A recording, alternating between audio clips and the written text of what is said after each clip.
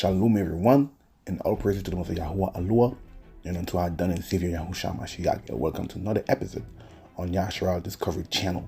And today we'll be talking about the Hamitic Deception, Part 1. All the Africans are not Kushites.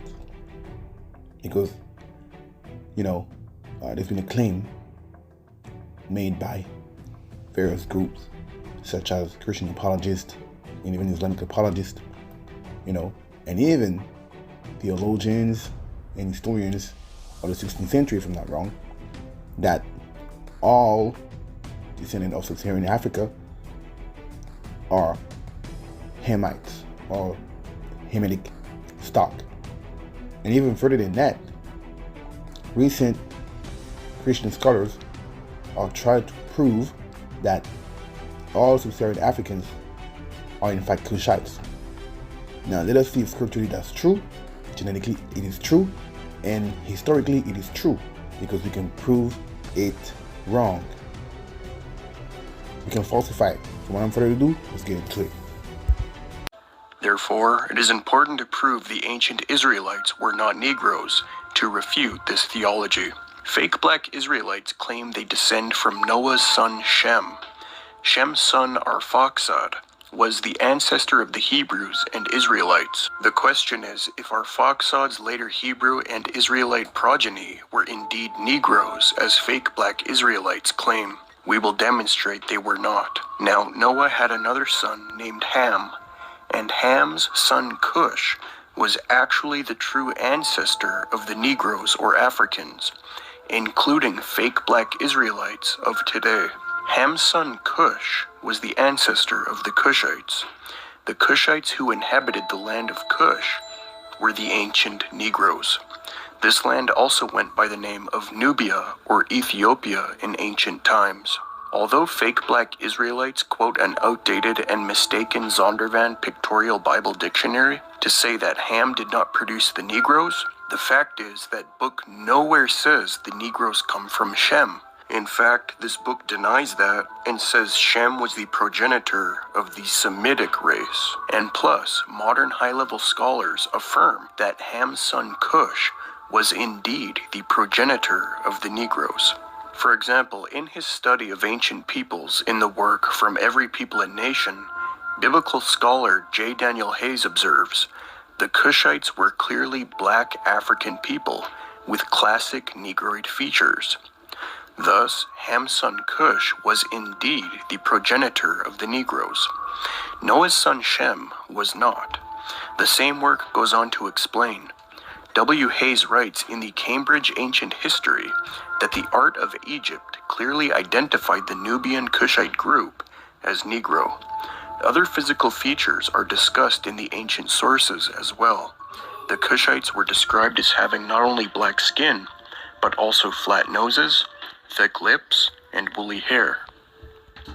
Notice even the African-American scholar of classics Frank Snowden agrees that it was the Kushites, that is the descendants of Ham, who were the ancient Negroes according to Egyptian art and other ancient sources. The Oxford Guide to People and Places in the Bible notes, Cush in Hebrew and Ethiopia in Greek designate the land and people of the Upper Nile River from modern southern Egypt into Sudan. The more indigenous term for this region is Nubia. Ham is another Hebrew term for the dark-hued people of antiquity. In Genesis 10, Ham is the son of Noah, who populates Africa, end quote. Ham populated Africa with Negroes. Shem did not produce the Negroes. So indeed, fake black Israelites come from Ham's son Cush. Yet, when street preaching, the fake black Israelites... Alright, so we're going to pick up at the beginning. We're going to read from Genesis chapter 10, or Bereshit chapter 10. We're going to read the table of the nations, so the children of Noah, when they came off the ark. Because that's where the whole thing starts, basically. Yeah, and we read. Table of the nations. This is the account of Shem, Ham, and Japheth, Noah's sons, who themselves had sons after the flood.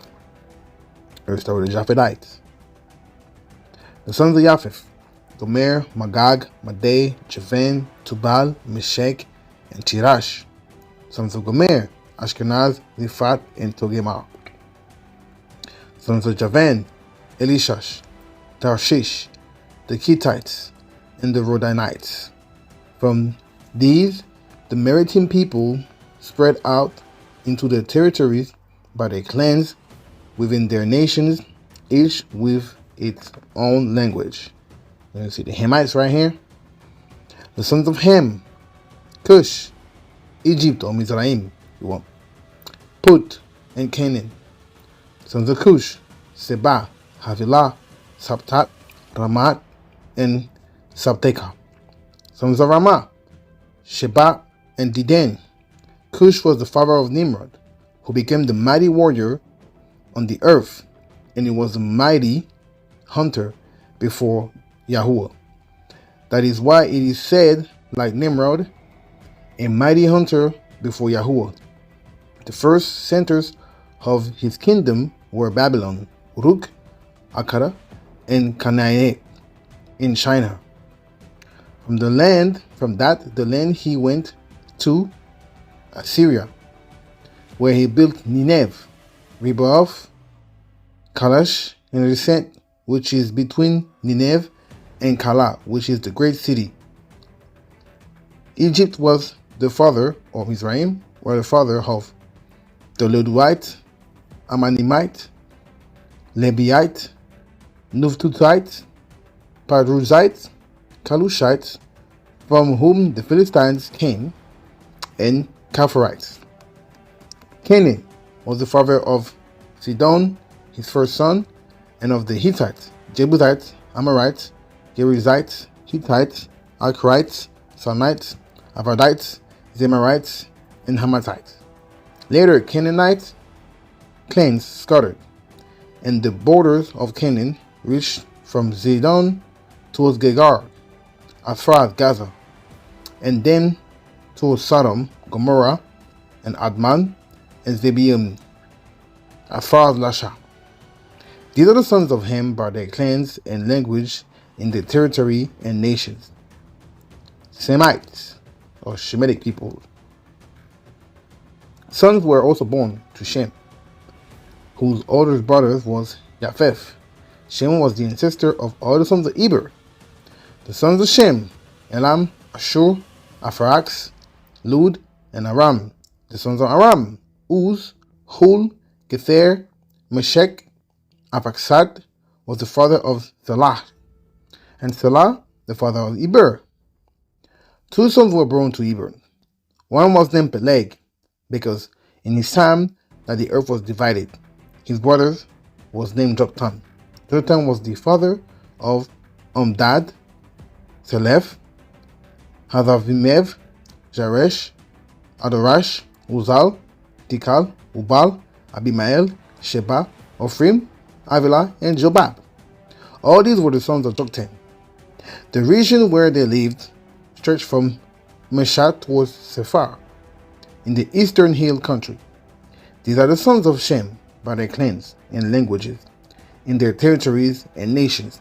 These are the sons of Noah's, or should I say, these are the clans of Noah's sons, according to the lines of descent within their nations. From these, the nations spread out over the earth after the flood. So, a lot's been said, but we want to come back up. Now we know who are the sons of Japheth. We have the list, the sons of Ham, and the sons of Shem. We have a clear list. I didn't want to pause because I want you to get all the names together. Yeah? So Cush, Egypt or Mizraim, Put, Canaan, they're the sons of Ham, as far as we know.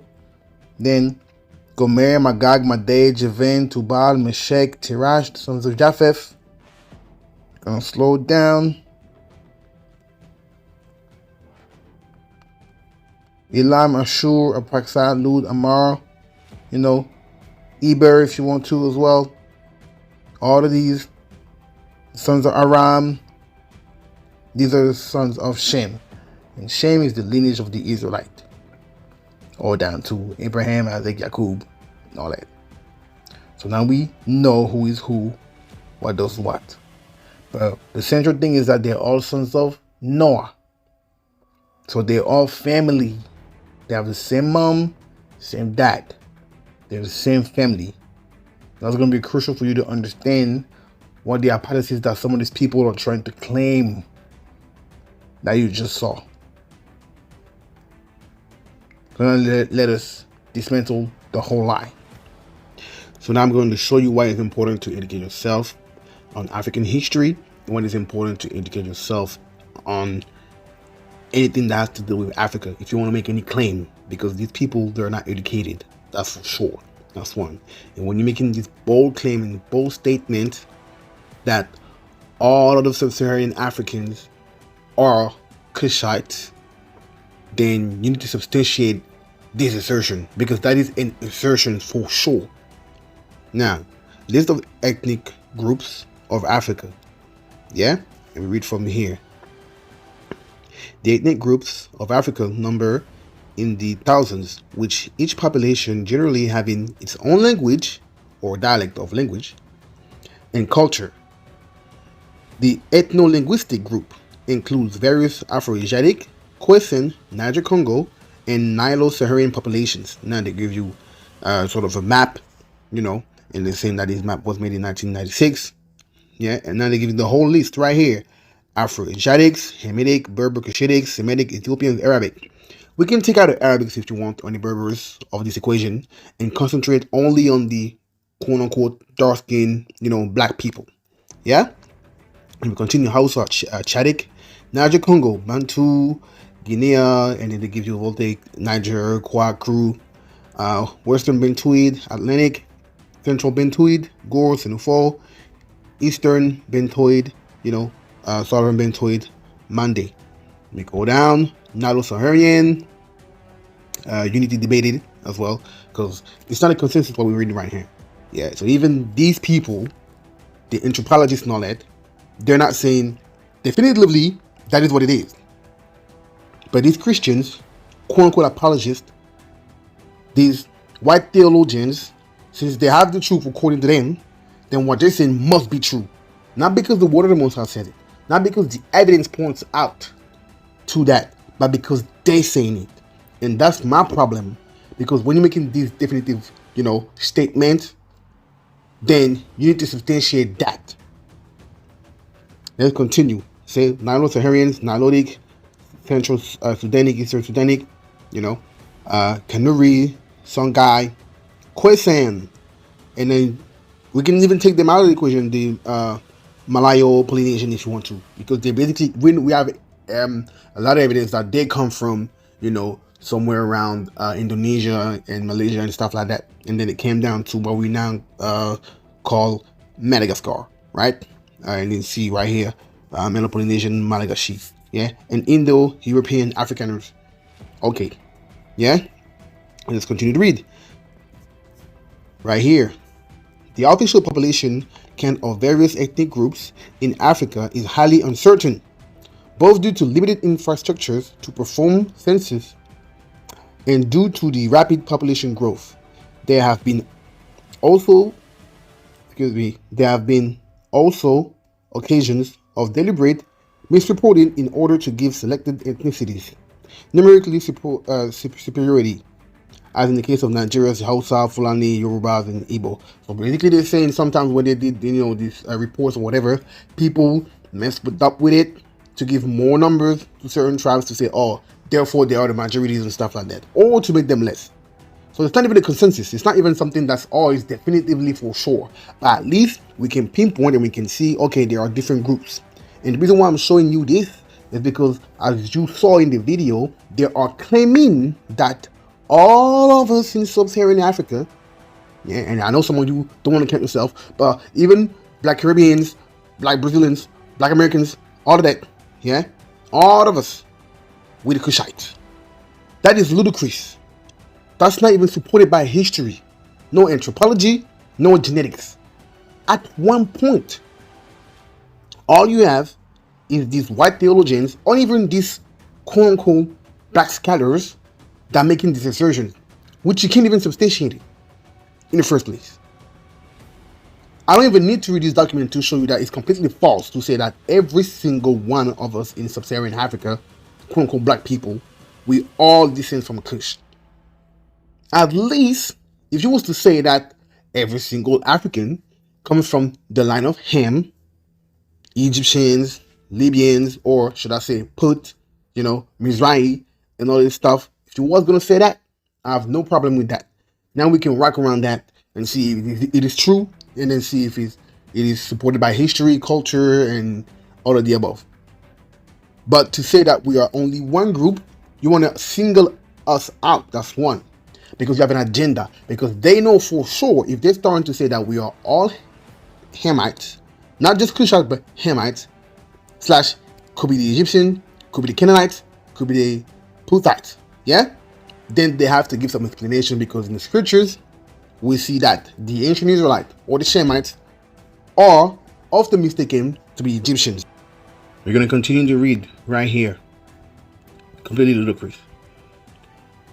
In 2009, genetic clustering study, which genotyped 1,327 polymorphic markers in various African populations, identified 6 ancestral clusters, meaning similarities or coming from the same group. 6 ancestral, not 1, but 6.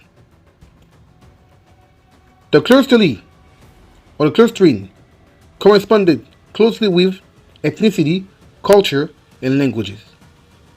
In 2018, whole genome sequencing study of world's population observed similarity clusters among the populations in Africa. At K9, distinct ancestral component define the Afro-Asiatic speaking population inhabiting in North Africa and Northeast Africa, the Nilo-Saharan speaking population in Northeast Africa and East Africa, the Arab population in Northeast Africa, the Niger-Congo speaking population in West Central Africa, West Africa, East Africa, and Southern Africa, the Pygmy population in Central Africa, and the Khoisan population in Southern Africa. Meaning, you can't say they're all the same. Literally. Do your own research. If you don't like me pointing things from Wikipedia, and see if genetically, historically, linguistically, you can all tie people that are sub-Saharan Africa to the same place, or to the same person, to the same ancestors. You can't. You will not be able to. I put you to the challenge. The only thing that you're going to find is white and certain black theologians or scholars saying that all of them, they are the same because they say so. Not because they have the evidence. And even if they're trying to point out any evidence, it's just going to be biased evidence. It won't be cultural language and affinities. It won't be genetic affinities, because as far as we know, we can't prove that genetically. Historically, you will not be able to substantiate that. So it's just he say, she say, because I said so. Because I'm a white scholar, or I'm a Christian scholar, so therefore I say it is true. It's bias. Literally. You make any claim about the origins of people in Africa, you need to substantiate that. Simple. Let us continue. Alright, so let us check into African history, or should I say Western African history, if we have any piece of evidence that all of the sub-Saharan Africans, or should I say West African, Central, or descendant of Kush. Because that is the beef right now. That is what we have in contention with them. That they're saying that all of us are Kushites in sub-Saharan Africa, or predominantly I should say West and Central Africa. So Western African History by Robert O. Collins. And this is a great piece of work for those of you that want to learn more about, Western African history, even oral or manuscripts, or written history. All of this is combined in that book. And I highly recommend you to find this book and buy it. I'll put the link in the description below as well for that book.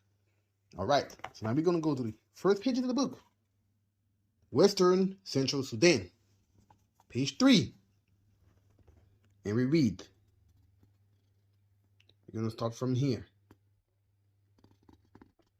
From the rise of Pharaonic Egypt to the fall of Morel in the 4th century AD, Nile Valley civilizations have clearly influenced the development of Western Sudanic culture. So when we're talking about Western Sudanic culture, we're talking about Western Africa, basically. West Africa, or should I say Northwestern Africa. Yeah? This is where, they trickle down and they go down to the coast of Africa, West Africa. Let's continue. Some authorities go so far as to ascribe Nile Valley origins to West African people, or at least to attribute the rise of civilization in Western Sudan to the importation of Egyptian institutions and ideas. Now, it's just mentioning that just like we saw these theologians and, these Christian apologists and, white scholars trying to attribute Nile Valley origins to Sub-Saharan Africa, or should I say to everyone in Sub-Saharan Africa. But let's continue if he supports that. Other scholars have refused to accept such a direct dependence on Nile Valley civilizations because the evidence is indeed circumstantial and tenuous.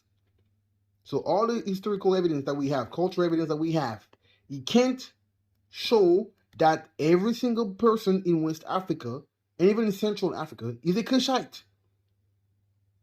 Because we're talking about Nile Valley right here. It's basically where they come from, the Kushites. And some historians agree that the Egyptians too, they have some sort of origins in the Nile Valley or whatnot. They're the same people. But let's continue. One must begin by distinguishing between influence and origin. That's being honest right here. Let's continue.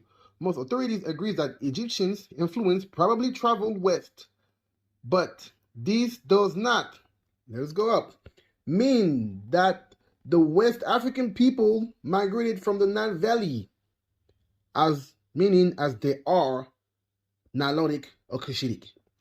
Let's continue to read it. And it's a little bit, but let's continue to read, please. Indeed, there is an enormous amount of linguistic and agricultural evidence to indicate that black inhabitants of West Africa, long before the rise of Pharaonic civilization in Egypt. So, basically, the Kushites and people on Nile Valley, they were there, but there's evidence that there were people in West Africa in the time of the Kushitic Empire and the Egyptian Empire. Or for some of you, you like Kemet more. It's fact. And we can even substantiate that, when we go and look more about the Pygmies. But let's not talk too much. Clearly, Egypt influenced West Africa. But although Nile Valley culture may have been imported by West Africans, it was modeled, shaped, and frequently was entirely recased to meet particular needs. Let's continue. It's not finished. There was undoubtedly cultural borrowing. So we know that there was cultural affinity between people in West Africa and people that are, in Sudan, Nile Valley, and all that stuff, the Egyptians. We know that there must have been some sort of, contact in ancient time. We don't deny that. Let's continue. But Western Sudan civilization did not originate in Egypt or Kush. So Western Sudanic is basically West Africa. Once again. But Western Sudanic civilization did not originate in Egypt or Kush, like these devils are trying to say it is. You can't substantiate that by history, culture, none of it. You won't find no evidence of that such. But yet, these people making insertions that all of us in West and Central Africa were the Kushites. What a shame. I got more anyway. Not leaving that book. Still, Western African History by Robert O. Collins. We go to page 147. Check this out. Like the rulers of Ashanti in the Gold Coast, the Yorubas claim a northern origin, though the evidence for this still consists mostly of myths, legends, and selected culture role similarities to the inhabitants of the Sudan and Nile Valley. You see? So, we cannot just say that these people in West Africa, they're Kushites because we say so. Nah. Even them claiming that they have a northern migration is even hard to prove. And not even only that, but even migration does not mean origin. And even an honest scholar must say that. Migration does not mean origins, y'all. You can come from a place and not have originated from that same place. We read that earlier on in this same book. So once again, it's not working. You can't substantiate with history, yeah, and even genetics that all of us are Kushites. I just showed you that with a little article on Wikipedia. And if you're not happy with Wikipedia, you can also do further research, which I will put some in the link in the description below. Let's continue. To debunk this other lie that all people that are from Africa are descendants of Ham, if not descendants of Kush, because they are dark skinned. And another claim were made by this man in a video, which is basically one of the best quote unquote exposing Hebrew Israelite video that they have, these Christians, because they're pretty much of the same, mind frame. All of these Christian apologists, whatnot, even the Islamic apologists, when they come at us and they want to quote unquote expose us, they have the same ideas. They point out to the same claims. But anyway, so another claim was made is because, according to this scholar right here, that the Kushites were described as having not only black skin but also flat noses, thick lips, and woolly hair. Then that is the reason why it's us in West Africa. Since we have the same quote unquote features, then we must be the Kushites. In other words, that's what they're trying to say, literally. Or the correlation they're trying to make is that. Yeah? So, the problem, the huge problem we got with that claim is that one should think that dark-skinned people with woolly hair, big noses, thick lips only exist in Africa. For you to say that, or make the correlation that the black people, therefore they look that way, and therefore throughout history the depiction of the Kushites were so, then it must be that the West African are Kushites.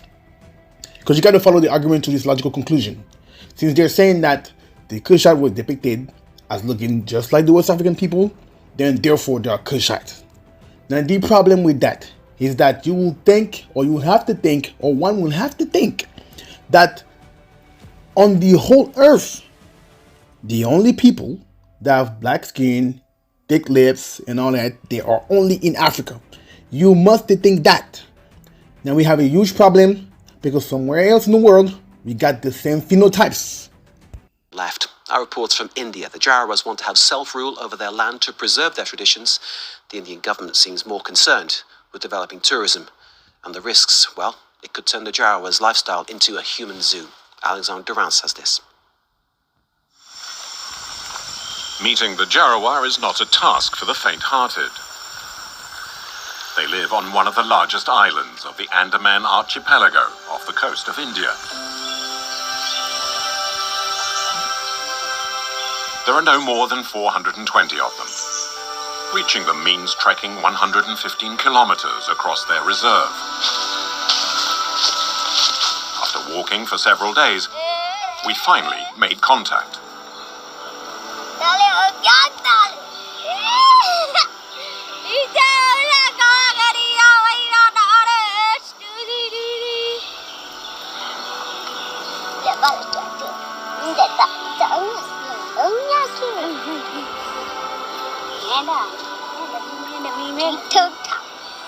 For 35,000 years, the Jarawa had no contact at all with the outside world.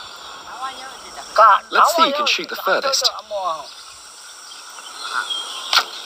Recent studies indicate they were amongst the very first peoples to have migrated from Africa to the rest of the world. I'm going to try again. This time it'll really go far.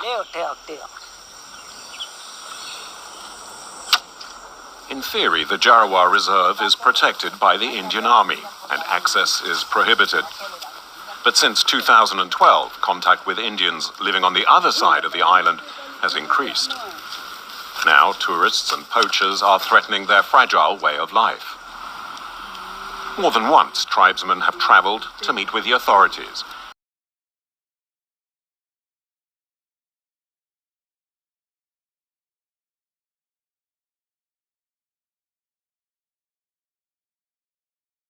We have been here since the beginning of time, since the dream time, when everything we know was created.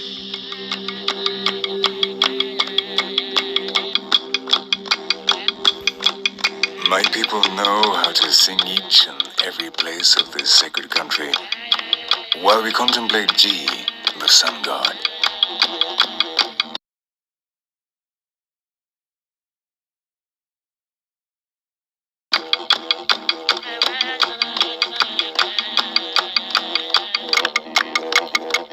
Each song is a living map, which describes a specific path, the course of a river, a mountain or forest.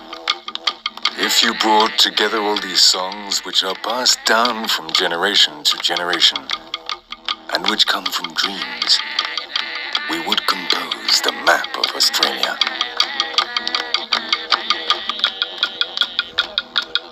At twilight, the humming of the didgeridoo, our religious instrument, reminds us who we are and what we are doing here. It is the beat of our tradition which keeps us united and attached to the land.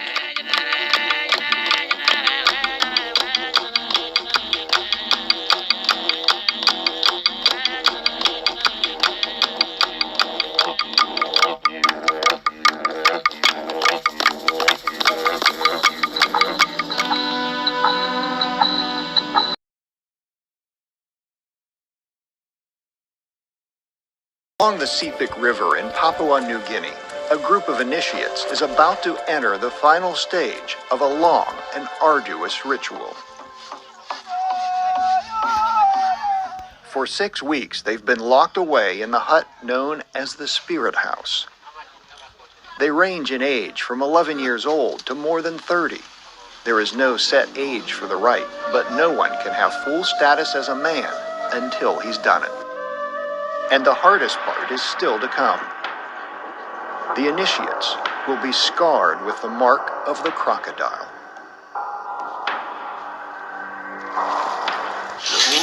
The meaning of the crocodile is ancestral for us. These cuts tell everyone to recognize us as initiated men. If these young sea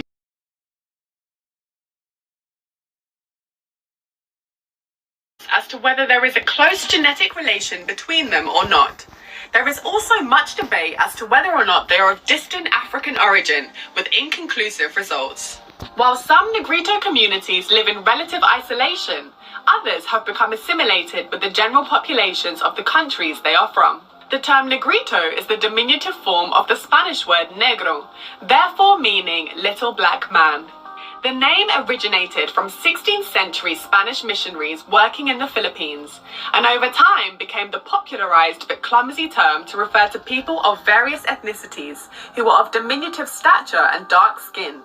The term has also historically been used to refer to African pygmy populations. So, without further ado, let's take a look at the Negritos of Southeast Asia. Two populations belonging to the Negrito ethnic group in Malaysia are the Semang and the Batek. The Semang mainly live in the lowlands of the tropical jungles of the Malay Peninsula and can be found in Perak, Pahang, Kelantan and Kedah. Their presence has been recorded since the 3rd century. They mainly live in permanent settlements, though periodically venture into the jungle to harvest produce. Today, the population numbers less than 5,000. The Batek live in the rainforest of Peninsular Malaysia, primarily in the Taman Negara National Park. They are hunters and gatherers and live a nomadic lifestyle. Since the 1970s, the terrain they inhabit has been steadily encroached upon by loggers harvesting trees. They mostly live in family groups in tents on encampments. They do not believe in the concept of owning private land and tend to collectively share their food. Their population is less than 2,000 people. The Manic are the only Negrito ethnic group of Thailand. In Thailand, they are more widely known as the Sakai, a controversial term meaning slave or barbarism. The majority live in the southern provinces of Yala, Narathiwat, Phatthalung, Trang and Satun. They are hunter-gatherers and make temporary huts from bamboo and banana leaves. They live off the land and largely consume animals, fruits and vegetables that they have hunted and harvested themselves. Their population is estimated to be around 300 people. There are over 30 Negrito ethnic groups in the Philippines. The Ayeta mainly live in the isolated mountainous regions of the island of Luzon. They live nomadic lives, traveling in small groups of family units. Historically, when the Philippines was a Spanish colony, the Ayeta remained isolated in the mountains and thwarted any attempts by the Spanish to corral them. They gained a reputation for being skilled with a bow and arrow. The total population of the Ayeta stands at around 50,000. Mining, deforestation and illegal logging have reduced their communities. Ayeta women play active roles as harvesters, agricultural workers and traders with non-Ayeta communities. They are also skilled at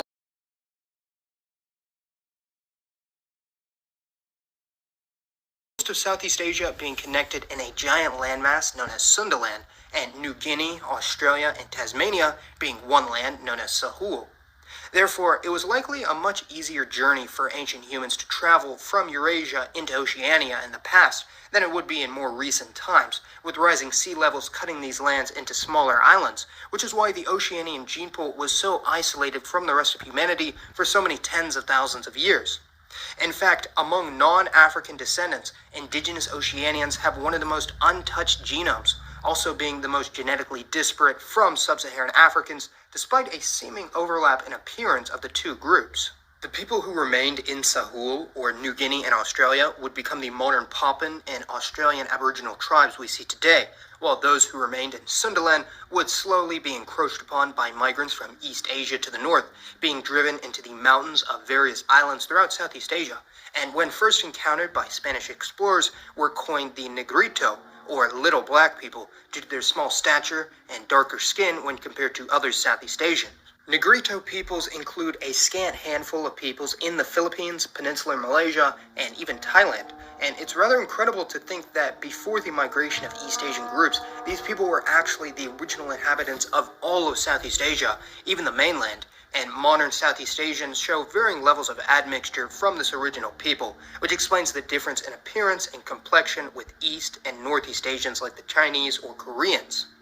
By the way, if you've ever seen the 2004 remake of King Kong by Peter Jackson, considering the movie takes place in an isolated island in Southeast Asia, those terrifying natives of Skull Island are presumably based off the real-life Negrito tribes, especially the Andamanese, with the inhabitants of North Sentinel Island being an extremely aggressive and primitive people. What's quite fascinating, though, is when we look at the natives of the outer Pacific Islands, such as the more remote New Zealand or Tahiti or Hawaii, with these groups not exactly lining up with people groups like the Papuans or Aboriginals, and this is because they actually only share a minority of their ancestry with them. When spreading out from Taiwan and Southeast Asia thousands of years ago, the Proto-Austronesian migrants were able to do what no other East Asians had done before in history, that is, pushing eastwards into Oceania. But rather than settling on the island of New Guinea, the Austronesians mostly passed by this island, intermixing with the natives here and there, but retaining the majority of their East Asian DNA. But we'll get to the specifics soon. The vast majority of Negrito communities, similar to the Pacific Islanders, do have some degree of Eastern Eurasian genetic admixture due to their geographic proximity and the thousands of years of intermixing, with most Negrito peoples in the Philippines and Malaysia only being around 20 to maybe 60% Australoid or Oceanian in origin at the very highest. However, the Andamanese, who have remained isolated on the Andaman Islands for literally tens of thousands of years, do not show the same levels of Eurasian admixture, in fact showing no recent Eurasian admixture whatsoever, being one of the most pure genomes of any people on the planet, showing some affinity to other indigenous people of Southeast Asia, Papua New Guinea, Aboriginal Australians, as well as the Adivasi tribals of South Central India. As I discussed in a previous video over the Australoid or Vadoid extended regionalized ancestral continuum, what I refer to as Southern Eurasian, the lesser degree of Western and Eastern Eurasian admixture in an individual's genome in South Asia, the closer they lean towards the Oceanian/Pacific Islander cluster, which you wouldn't really expect considering their distance from one another, but it would appear that there was previously both a genetic and geographic continuum between ancient indigenous South Asian hunter-gatherers and Australian Aborigines, but the migration of other Eurasians broke this connection. The Austronesians who settled throughout the Pacific eventually evolved into three main people groups, somewhat loosely divided between the regions of Melanesia, Micronesia, and Polynesia, with the Austronesian-speaking Melanesians, such as those in the Solomon Islands or Vanuatu, only having around 10 to 25% East Asian DNA, Polynesians having around 60 to 80% East Asian DNA, and Micronesians actually having less East Asian DNA than that, despite being closer to Asia, at around 40 to 60%. Hence, there's a very large degree of overlap between Polynesians and Micronesians, with both groups on average sharing around 60 to 80% of the same ancestry from the past few thousand years, and possibly even more, while these two only share around 10 to 40% of ancestry with Melanesians, although there is a huge variance due to the diversity of Melanesian people groups. So there's a strong genetic continuum or overlap between Micronesians and Polynesians, but not with Melanesians or Papuans. So it doesn't exactly make sense to simply put them all under the same racial banner of Pacific Islander, since keep in mind, most indigenous Papuans have virtually no East Asian admixture. We have disproved, first of all, that historically there's no tie between the Western African and the Kushites. There's no historical evidence, genetic evidence, and even scriptural evidence to support that people in West Africa, or if not in Sub-Saharan Africa, are all descendants of Kush.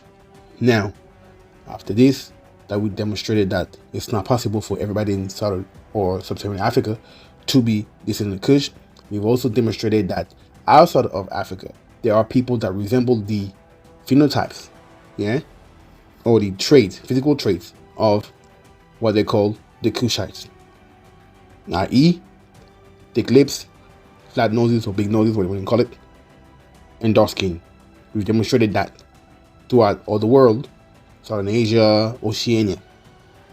And I didn't even try to dive into the dark skin Sri Lankan and dark skin, Indians, because I didn't think it was, needed to do so.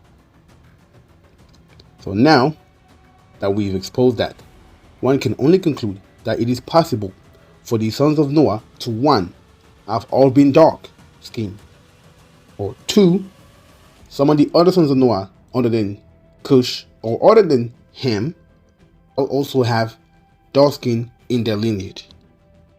So now when we start to examine the tables of nations from the sons of Noah in Genesis chapter 10, and we're starting to see the loopholes in these people's theories. Because they're trying to say that, dark-skinned people in Africa, Sub-Saharan Africa, we all Kushites.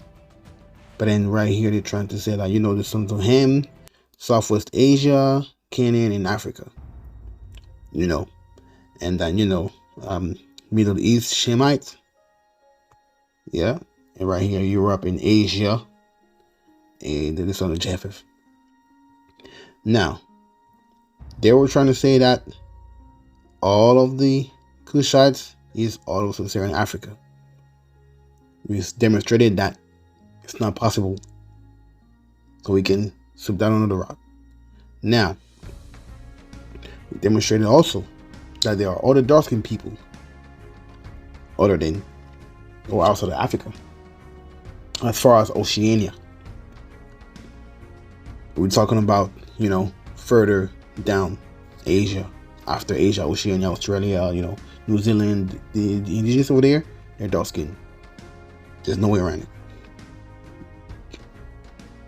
Southeast Asia, indigenous over there, dark skinned too, with thick lips and all the quote unquote African features.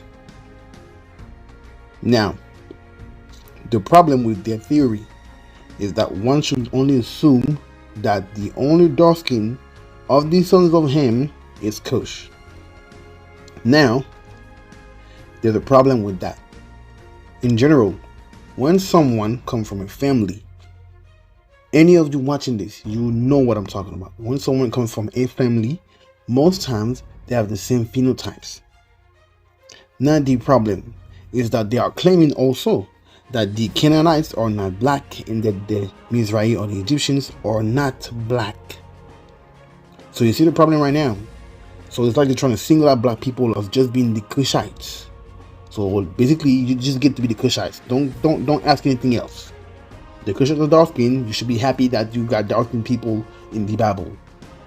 It sounds like if it was just up to them, we won't even have a place in there in the Bible, realistically. But they're giving us a piece of the cake, basically. That's what they're trying to say.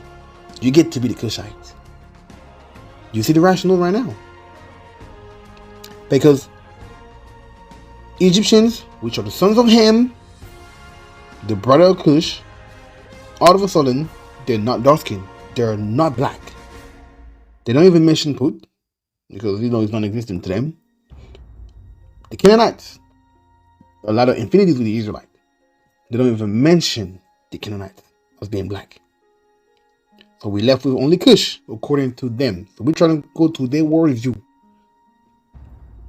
Now, when people are from the same family, as far as I'm concerned, most times, they have the same phenotypes, the same color. Most times. Now, in all the history of mankind, I want to see a family where a white man, because also they claim that, Ham is not black, basically. That's what they're trying to say. But he had a black son, all of a sudden. So in the whole history of mankind, a Middle Eastern Puerto Rican person or a white person pushed out a fully dark-skinned person. And not with sleeping with another black woman, but sleeping with somebody that is non-black as well. That they produced a full dark-skinned person. I want to see that again today. Not going to be able to do that. On top of that, I want to see a whole family of white people, and all of a sudden, they push out a full dark-skinned, thick lips, woolly hair person. But all of them are not the same color. He's the only, outsider that puff out of nowhere. And that's literally what they're trying to make you understand. That you are an anomaly. When they single you out as just being the Kushites, they want to make you understand that you are an anomaly. And when you look at the, Middle Eastern people and white people, they don't have much difference. A little 10, that's it. But as far as that, it's not that big of a deal. But when you switch over to dark-skinned people in Africa, it's a huge difference. So they're trying to single you out. Do you understand that? That's the psychological thing that they're trying to play on you. You need to understand how deep it goes. This whole thing is not about them knowing the truth and them, giving you information and scholarly stuff. No, it's about power. It's racism at its best. You need to understand that. Are you really trying to make me believe that a white man made a full dark-skinned person, or a Middle Eastern person pushed out a full dark-skinned person? There was no other black woman, yeah, because they're not about to say that his wife was black, or that they're not about to say that Noah nor his wife were black. The only dark-skinned people that they're giving us to be is the Kushite. Be consistent. Now we demonstrated that out of Africa, there are also people that are dark-skinned. So which means that they could also come from either Japheth or Shem. So realistically, there's a possibility for people to have been either dark-skinned, all of them, or to have had some dark-skinned in their lineage. Is the only logical conclusion that you have left. Very simple. We're not going to twist around the whole thing. So the reason why they cannot say that other Hamites are dark-skinned is because if they do say so, then they're going to have to give up the Israelite, because Canaanites, Egyptians, majority of time they are mistaken for Israelite and vice versa. There's no other thing. And if they give up the Egyptians or the Canaanites, then they're gonna have to give it up that the ancient Israelites were dark-skinned people looking like the Africans. It's all come down to that. And they don't wanna. It's not about, oh yeah, they don't care or whatever, oh yeah, we're fighting for the truth. No. Once again, it's about power. You need to understand who you up against. And some of these people, whatever they be black or whatever, apologist people, they literally, generally follow the same step of their master or their teachers. Some of them don't even understand generally that they're just pushing a narrative that is for white supremacy. And some do, and that's why they will continue. So we need to be careful on how we approach the whole situation. But they're not going to trick us. So now let's play a little game. It's called Common Sense Game. Let's see if you got a little bit of common sense. I'm going to ask you a very simple question. And these are not loaded questions. These are very simple questions. So when you see this family, they're quote unquote Caucasian or white people today, right?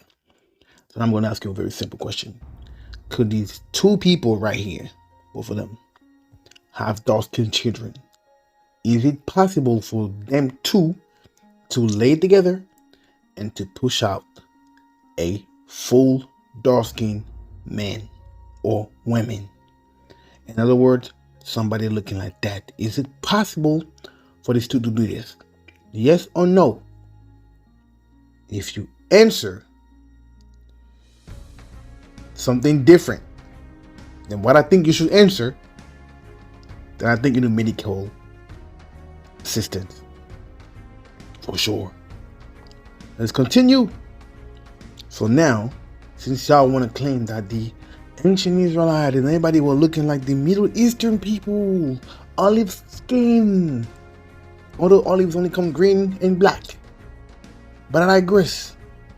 When you look at these two people right here, could both of these people lay together and make someone dark skin like this? Is it possible? Use your own brain, y'all, because that's what y'all want us to believe. That all of a sudden, the laws of nature were divine in times of Noah, as in a miracle. But as far as I'm concerned, most miracles, especially when it comes to births, they are mentioned in the scriptures all the time. Abraham, John's parents. When there's a miracle in the scriptures, it is mentioned. But all of a sudden, silent in terms of the color of the people when it comes to the sons of Noah or Noah himself. Although if you wanted to subscribe to the book of Enoch, the book of Enoch seems to imply that Noah had white skin, and that white skin was or inhuman, or something that humans didn't have, according to the book of Enoch. But I digress. So let's go back. So these people, can they push out this kind of guy? And don't strongman me and try to say what I didn't say.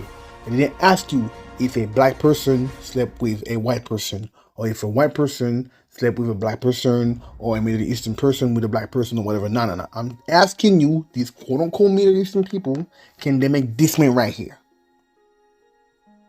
And you know the answer. So I call the game Common Sense Game. But when you look at us, funny thing, I want to see the dark-skinned version of this though. We white people, or we Middle Eastern people. I want you to show me two straight white persons, two straight Middle Eastern person having a full dark-skinned child. I want to see that. And if you can show me that, and not once, but multiple times, just like the scientific method, if you can show me that, then I will conceive that maybe Noah was a white guy or Middle Eastern looking guy, and then Kush was the only black. It was an accident, like what y'all trying to say. This is what they want to try to make you believe, y'all. Because if Ham is not black, then for sure Noah is not black. And for sure Japheth cannot be black, then for sure Shem cannot be black. And then they leave you only with Cush, because they don't want to say Egypt is black, or Mizraim should say is black, and Canaan is black. So you see now, what world are we in, y'all? What is this misconception of self? What is this denial of self? Because if you deny the true nature of this world, then you're denying yourself. You would think I'm making this video for some sort of black power nonsense? I don't have time for this. Many times I mention that I'm not a black supremacist, nor a white supremacist. I'm black anyway, I can't be white supremacist. I'm a Yahuwah supremacist. How about that? My agenda is Yahuwah's agenda. Truth, the creator's agenda. And what you're seeing right here is truth. We can do that all day long. We can play that game.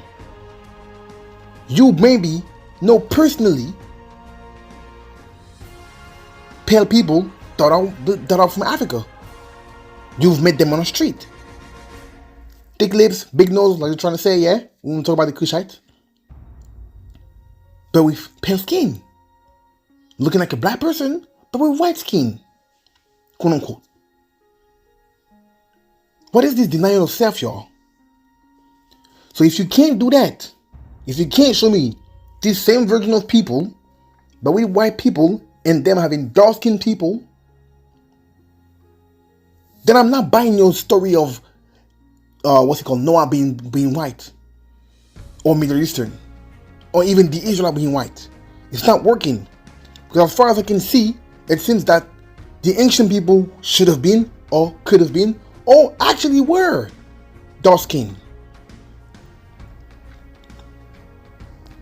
If you can't show me that, then I'm not buying your nonsense. And I shouldn't anyway. I should not. And these same albino people, that's the name that they have, they can still have black children. How about that? And sometimes they cannot. The child will be, looking like a biracial person. So once again, I am not buying this story, y'all. As far as I'm concerned, and the evidence gathered show me that Noah and all his family, even Japheth, yes, all of them were dark-skinned people. Very simple. So then trying to flip the script on us. How about one of the sons of Japheth could have been an Elmeli, could have been an albino, because it makes more sense now. Or just like the book of Enoch, Noah was an albino in the book of Enoch. Right? And could have been that Noah gave a genome to Japheth, and then Japheth had a mutation, yeah, and then continually produced the pale people that we see today. Whites, Asians. It could have been. And then some of his lineage stayed dark, like some of the people in Papua New Guinea and all that stuff, in South Asia with the Negrito. And some become pale. Because that makes more sense now. Now the story adds up. That the first people were actually dark-skinned. But they try to flip the script on us to make us believe for their racism nonsense. That all of a sudden, these are white people. No, the Egyptians weren't black. Oh no, the Egyptians could not be black. Oh my gosh. That's what they're trying to make you believe, y'all. Do you think this is about race? Do you think this is about black supremacists? This is about truth, y'all. If you deny truth, you deny yourself. If you deny the true history of the world, you're denying yourself. That is a dangerous thing to do. It's time to wake up, yeah. Whoever or you are watching this video, I don't care what your color is, but it's time to wake up. And truth is truth. And I will not be silenced. And I will not be in silence when people are lying.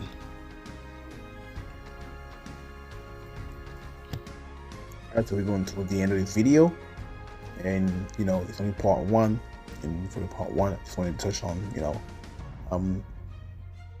the quote-unquote, you know, Hamitic theory that, you know, all sub-Saharan Africans are, you know, Hamitic in origin, if not Kushitic in origin. You know, so if you want more information, you know, if you want, you know, more quote-unquote evidence for like Israelite, go watch my video, the 12 tribes schools part 3. 10 of those tribes are in Africa, and my video like Israelite debunked part 1, beyond the river of the Kush. You know, and I'll also add other videos, if not on my channel, but other YouTube channels that are very restrictive in that matter. So see you for part 2. Have a blessed day. Shabbat Shalom.